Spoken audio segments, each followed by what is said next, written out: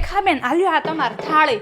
નારેના ભાગી તો ક્યાંય નથી જવાના, પણ આ તો શું છે, મારા ઘરમાં કોઈકનું વાસણ હોય કે પૈસાની ઉધારી હોય ને તો એ સમયસર આપણે આપી દઈએ ને તો શું છે, સંબંધ બગડે નહીં. હું એટલે મને આમે તે મારા માથા પર કંઈ પણ 500 રૂપિયા કે 5 રૂપિયા એમ ઉધાર હોય ને મને હક ન થાય.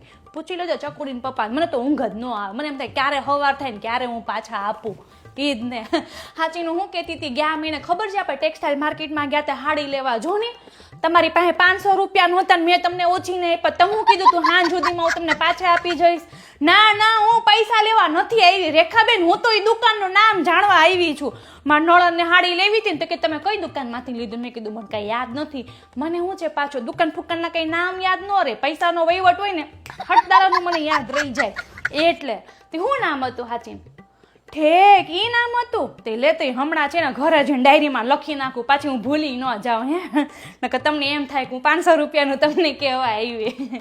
એટલે હમણાં શું થયું ખબર છે, 2 દી પહેલાં દૂધવાળો આવ્યો હતો ને તો એ કે તમે મારો હિસાબી કે કરી આપો ને કે મારે જરૂર છે પૈસાની એમ. તો મેં કીધું વાંધો નહીં, તો મેં તરત કરી આપ્યો. પણ એમાં શું થયું, 500 રૂપિયા ઘટતા હતા. તો મેં કીધું એક કામ કર, તું આટલા લઈ જા ને બાકીના 500 રૂપિયા કાલ દૂધ આપવા આવે ને ત્યારે મેં કીધું પાછા આપી જાઉં. હવે એને બિચારાને કોઈકને તો આપવાના જ હોય ને, હવે એને કોઈકની પાસેથી લીધા હોય તો સ્વાભાવિક વાત છે. હું એટલે એમ હવે આજે આવવાનો છે સાંજે 500 રૂપિયા લેવા માટે એમ. એટલે મેં કીધું હવે જોઈએ, હવે પાકીટમાં તો મારા પાસે કઈ હતા નહીં 500 રૂપિયા, પણ આ ચાકોડીને પપ્પાને ફોન કર્યો ને તે કે હું આવું છું સાંજે, પણ દૂધવાળો આવે 7 વાગે ને ચકોડીને પપ્પા આવે 9 વાગે. તો મેં કીધું 500 રૂપિયા કોની પાસે માંગવા જાઉં? ના હું તમારી પાસે 500 રૂપિયા લેવા આવી જ નથી. હું તમે તે સારું હાલો તઈ હું જાઉં, હવે દૂધવાળો આવતો દઈશ ને ખબર નહીં 500 રૂપિયાનું કેમ કરીશ, પણ એડજસ્ટ તો હું કંઈક ને કંઈક તો હું કરી જ લઈશ.